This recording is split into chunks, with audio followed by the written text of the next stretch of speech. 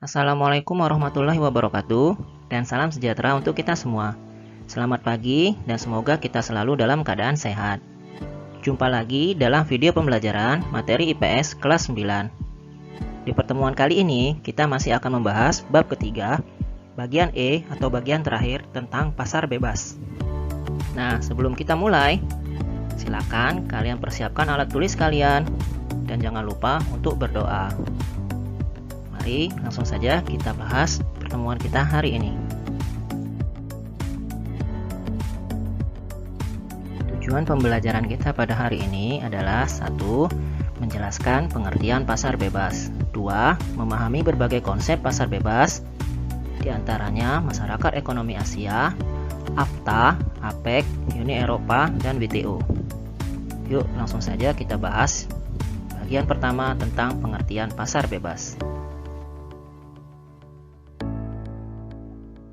Secara umum, pasar bebas atau perdagangan bebas adalah kebijakan di mana pemerintah tidak melakukan diskriminasi terhadap impor dan ekspor.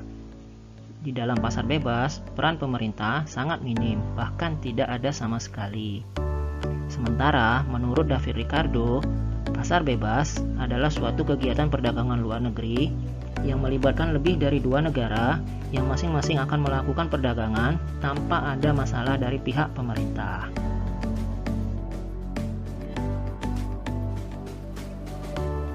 Selanjutnya, kita akan melihat ciri-ciri pasar bebas dan tujuan dari pasar bebas.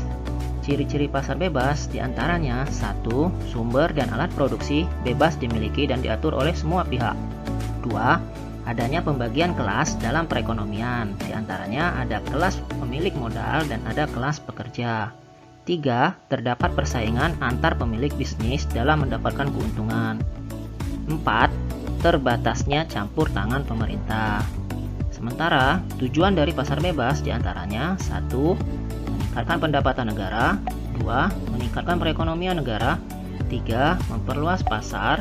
4. Menciptakan transfer teknologi. Yang kelima, memenuhi kebutuhan dalam negeri.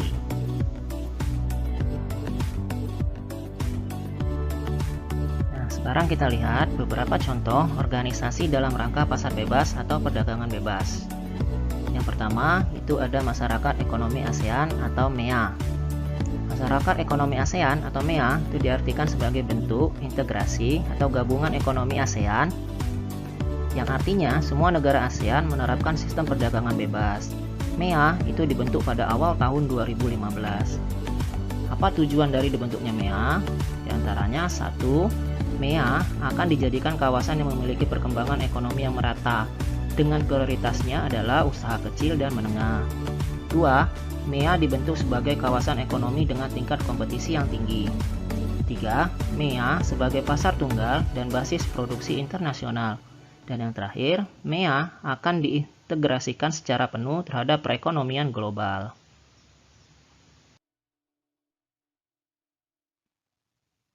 Yang kedua, ada ASEAN Free Trade Area atau AFTA.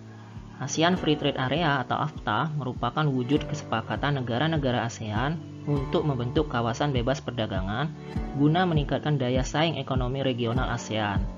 AFTA dibentuk tahun 1992 dalam KTT ASEAN.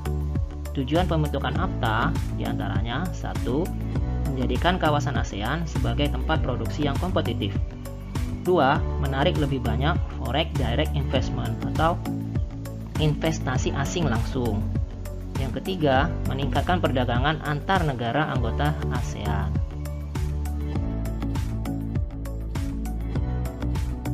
Yang ketiga, ada Asia Pacific Economic Corporation atau APEC. Asia Pacific Economic Corporation atau APEC adalah forum kerjasama antar 21 negara yang berada di lingkar Samudra Pasifik yang berdiri pada tahun 1989. Tujuan dari APEC diantaranya 1. Meningkatkan kesejahteraan dan pertumbuhan ekonomi di kawasan Asia Pasifik. 2. Memperjuangkan kepentingan ekonomi. Yang ketiga, tempat negara maju membantu negara berkembang. 4. Meningkatkan perdagangan dan investasi. 5. Menjalankan kebijakan ekonomi secara sehat. Dan yang terakhir, yang keenam, mengatasi sengketa ekonomi perdagangan.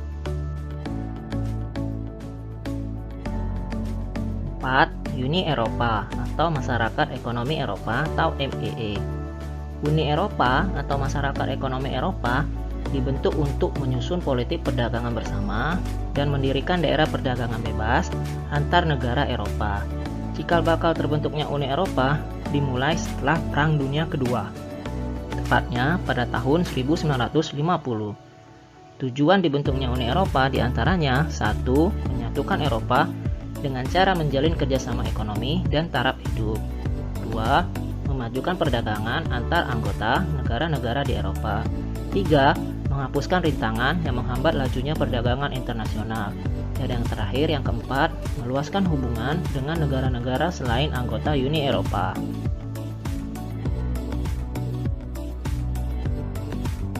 Yang kelima, ada World Trade Organization atau WTO. World Trade Organization atau WTO merupakan satu-satunya badan internasional yang mengatur masalah perdagangan antar negara. WTO dibentuk pada tanggal 1 Januari 1995. Tujuan dari WTO diantaranya 1. Meningkatkan kesejahteraan negara-negara anggota melalui perdagangan bebas. 2. Membantu produsen, eksportir, dan importir dalam kegiatan perdagangan. 3. Mendorong terbukanya perdagangan dunia. 4.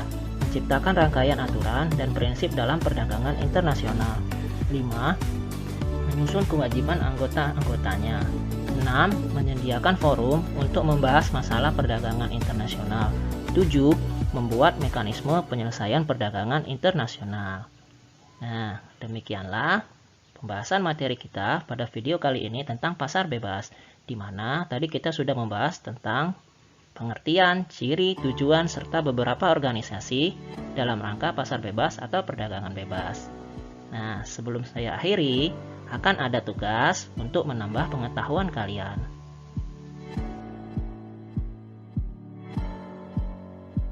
Nah, tugasnya adalah silakan kalian buat di buku catatan, buatlah kesimpulan dari pembelajaran kita hari ini. Silakan gunakan bahasa dan kata-kata kalian sendiri. Demikianlah video pembelajaran kita kali ini, dan untuk pertemuan selanjutnya kita akan langsung membahas bab keempat tentang Indonesia dari masa kemerdekaan hingga masa reformasi. Sampai jumpa lagi pada video pembelajaran berikutnya. Jangan lupa untuk selalu patuhi protokol kesehatan, dan jangan lupa juga untuk selalu belajar dan berdoa. Wassalamualaikum warahmatullahi wabarakatuh.